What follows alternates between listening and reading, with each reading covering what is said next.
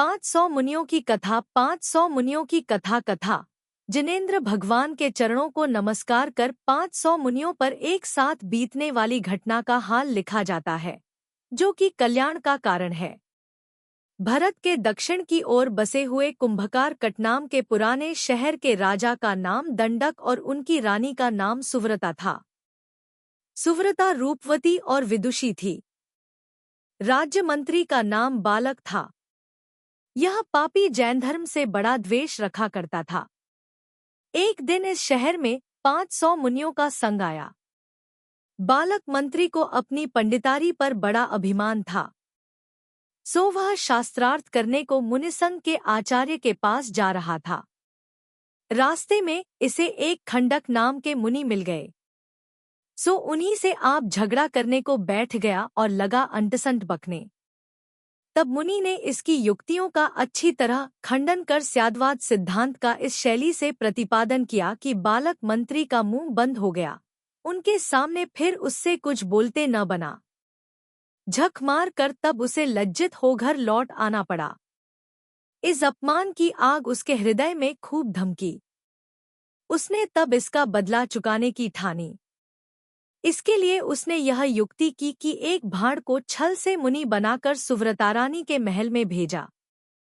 यह भाड़ रानी के पास जाकर उससे भलाबुरा हंसीमजाक करने लगा।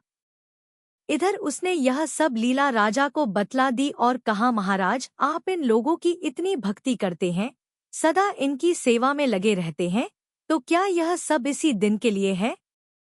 जरा आँख खोलकर देखिए कि सामने क्या हो रहा है।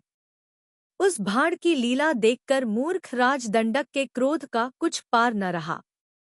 क्रोध से अंधे होकर उसने उसी समय हुक्म दिया कि जितने मुनि इस समय मेरे शहर में मौजूद हों, उन सबको घानी में पेल दो।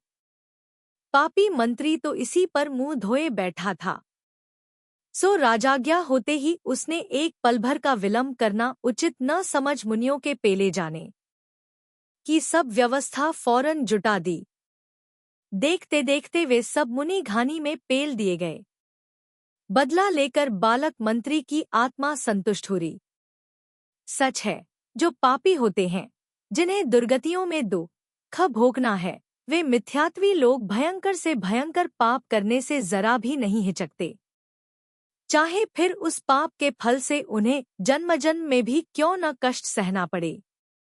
जो हो, मुनिसंघ पर इस समय बड़ा ही घोर और दुहसा उपद्रव हुआ। पर वे साहसी धन्य हैं, जिन्होंने जुबान से चू तक न निकालकर सब कुछ बड़े साहस के साथ सह लिया। जीवन की इस अंतिम कसौटी पर वे खूब तेजस्वी उतरे। उन मुनियों ने शुक्लध्यान रूपी अपनी महान आत्मशक्ति से कर्मों का, जो कि आत्मा के पक्के दुश्मन हैं, नाश कर मोक्ष लाभ किया। दिपते हुए सुमेरु के समान चिर कर्मरूपी मैल को, जो कि आत्मा को मलिन करने वाला है, नाश करने वाले और देवों, विद्याधरों, चक्रवर्तियों, राजों और महाराजों द्वारा पूजा किए गए जिन मुनिराजों ने संसार का नाश कर मोक्ष किया, वे मेरा भी संसार भ्रमण मिटावे।